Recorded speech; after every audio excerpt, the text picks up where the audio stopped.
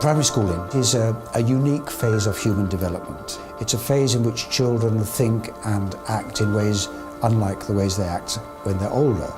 We must exploit that developmental stage. We must exploit the possibilities of education here and now, rather than merely see it as about preparation for what follows.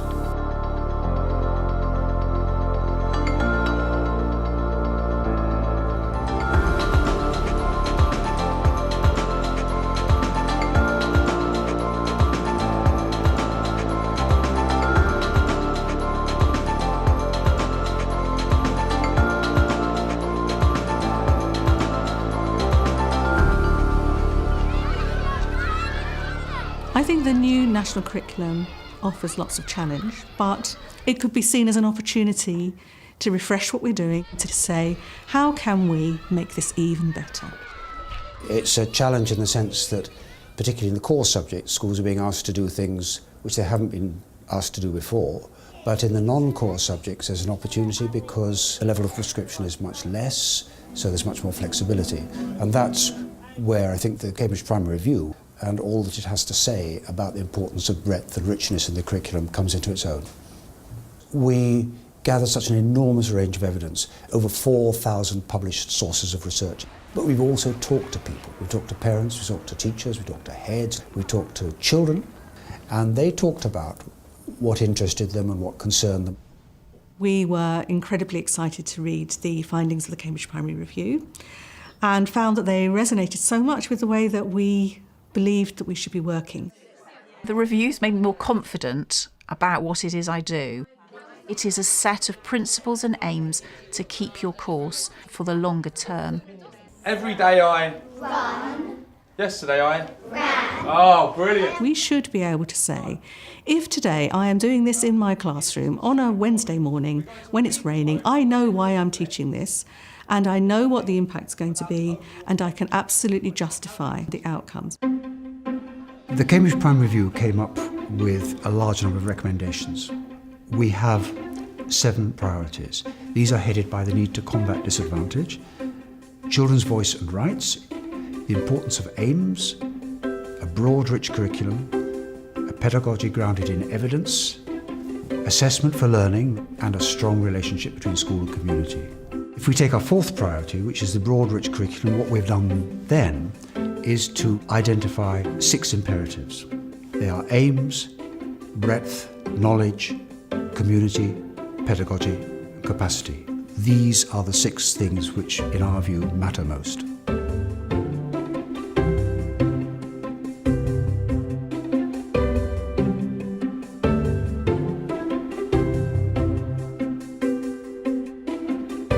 It always starts from aims. Any school must start with what's its aim for primary education? What does it want children to do and to be by the time that they finish their time with them? And that, for me, is the starting point for any conversation about curriculum.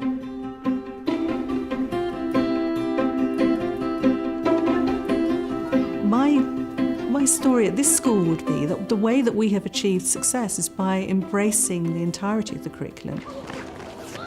Governments tend to believe that if you want to raise standards in literacy and numeracy, you concentrate on literacy and numeracy to the exclusion of all else. The evidence shows the exact opposite.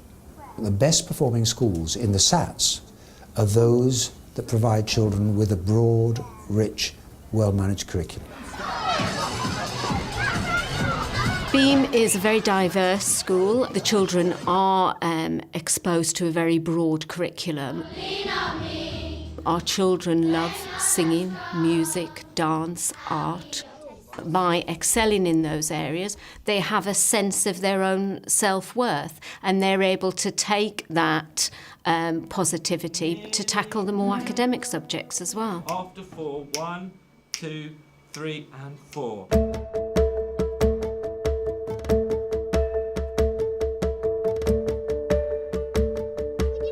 There's been a lot of talk about the skills curriculum and the creative curriculum. What really matters is knowledge. But knowledge in the broadest sense, as knowing how as well as knowing that, as understanding as well as information. If knowledge seems irrelevant, or if it seems tired, or if it doesn't turn children on, then that's not the fault of knowledge, it's the fault of the way it's presented. Rather than just listening and being sponges and being expected to regurgitate whatever they've heard, they've got the opportunity to inquire, to ask, why is that happening? What will happen if I do this? And there is that openness.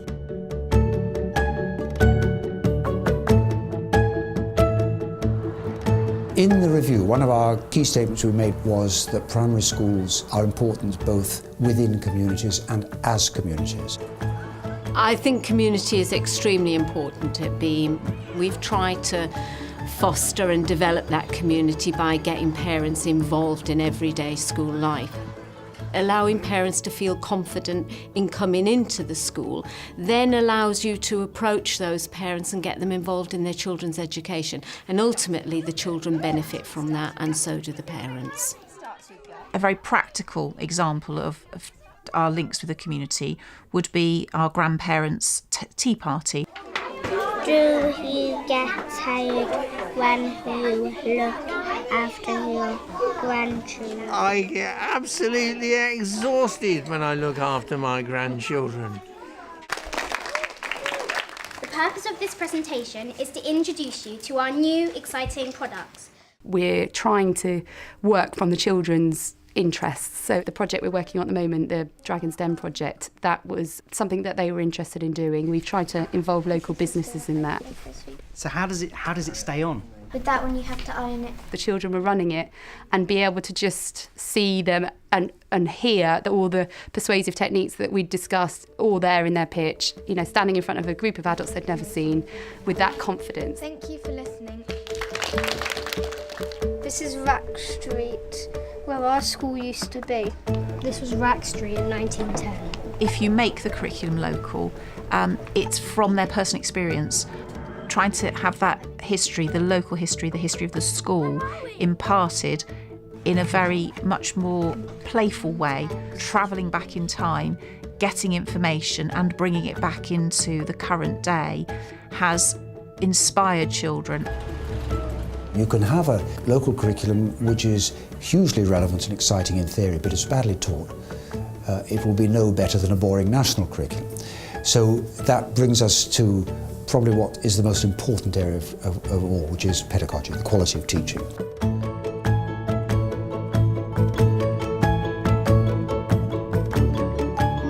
The curriculum on paper is nothing until teachers do something with it. That something is pedagogy. A curriculum only comes alive in the classroom. There, you got it. Well done. The Cambridge Review has made such a difference to the curriculum that we've got going in the classrooms. Initially, when we started, we were looking at how a child internalises their thought processes. So when teachers film their lessons, they're looking at whether those questions really push that learning forward. We've already created a culture in this class and within the school widely around discussion and really asking questions and inquiring and feeling empowered to say, I'm not sure, what do you think? Let's have a look at this. Challenge yourself, put your hand up now. Can you sound it out for us? They are engaged in their learning. The learning is secure and it's embedded because they genuinely are interested in what's being taught because they've had some input. We've taken from the review the spoken word. We've tried to focus our curriculum so that children are confident talkers and speakers within the classroom. There is strong and incontrovertible evidence that spoken language is absolutely critical for the development of thinking. There is also evidence from classroom research that our most successful teachers are teachers who can handle talk in a really rigorous way.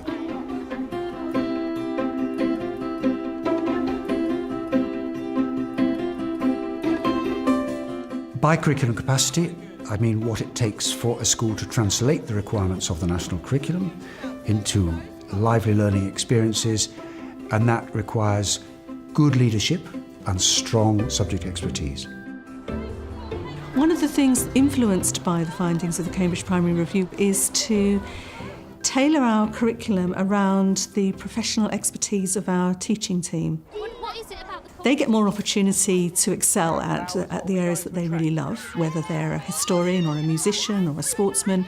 But also the children really benefit from that passion that comes from working with a teacher who absolutely loves their subject. I think I've taken away from teachers that narrow focus. We have outcomes that are expected by Ofsted, by government. And I've almost said, don't worry about that. I want you to just concentrate on keeping your children inspired. They began that process and said, oh, we feel a little bit like battery hens and you've opened the cage and we're not sure quite where to go. But I think they're now in a position where they are being playful themselves. Really good filming technique, isn't it? We've freed up quite a lot. Teachers are allowed to be creative, can look around them and think, oh, what's going to engage my particular cohort of children? And I think, to be honest, the school has been transformed because topics are being refined and adapted or completely thrown out and replaced by something that is better.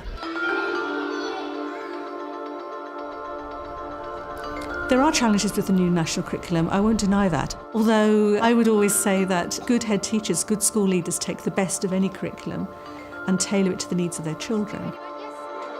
You do what's right for your children. You lead your school in a way which you know is going to be beneficial to the pupils in your school.